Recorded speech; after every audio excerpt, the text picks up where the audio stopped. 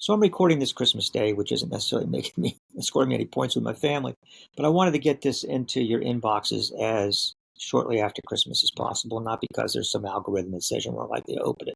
I don't know what the numbers say.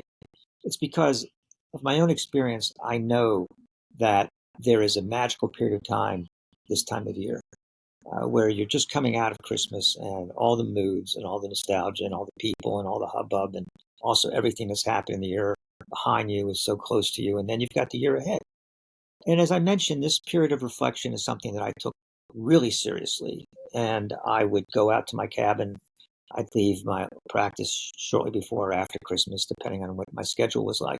And I'd go out to my meditation cabin on my Zen Masters farm in West Virginia, and I would spend 30 days, no electricity, no running water, no contact with the outside world, just contemplating, meditating, just being with myself, facing myself objectively, understanding the year that went behind me and what I wanted to happen in the year ahead.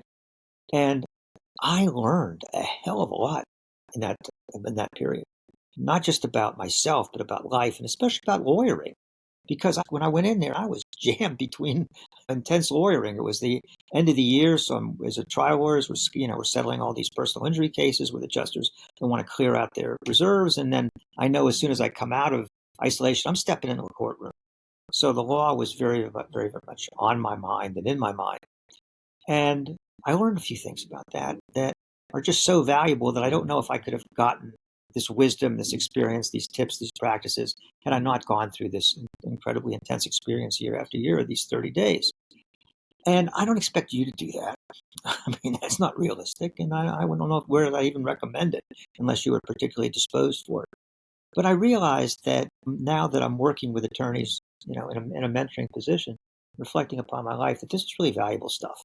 And before it was anecdotal, I'd delight my friends, impress my family, tell them about my 30 days in the woods. But I realized, oh my gosh, I have something that I can use to help attorneys that other people might not necessarily be able to bring to the table. And this is what I'm bringing out right now. And I'm going to do a series in these videos, but also a webinar where I'm going to share the 3 biggest tips and techniques and practices and lessons learned from my time in isolation that can powerfully and practically help you change your life, improve your life, have more fulfillment, peace of mind, ease of being, better relationships. It sounds like a hell of a lot, but it actually can, and it actually does work. It worked for me, and I'm sure it could work for you. And the first of those I'm going to cover briefly right now, which is that one of the things I learned in isolation was the mind is a problem-making machine. It creates problems.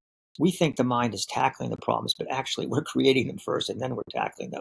And there's a lot of implications for that in terms of, you know, disabusing ourselves of the idea that there's ever going to be a time when our active mind is not going to be creating problems, or we're going to be free of problems. What do we do about the fact that this is what the mind does? And yeah, I mean, I meditated and I did it for decades, and there's all kinds of techniques, but that's not what I'm talking about. I'm talking about fundamentally changing the relationship you have with your mind so that you're at peace with yourself and thus peace with your mind. So your mind can go out and create all the problems it wants and work on all the problems it wants and maybe fix the problems they want or fail. Whatever it does, you are separate from that.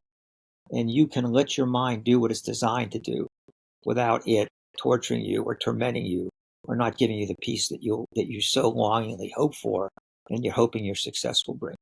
So that's the first one. I'm going to cover that a little bit more next week. But I would encourage you, first of all, to take this period of time that you have right now between Christmas and New Year's to do some reflection. I'd invite you again to tune in. There'll be more emails, more videos. There's a link here at the website. And shortly I will be sharing, once I set up a date and time and how I'm going to do this, I'd invite you to come to the webinar. I'll be sharing these 3 biggest tips and techniques, practices, whatever we call them. It can help you. And I will be sharing more about the first one next time, which is the mind is a problem-making machine.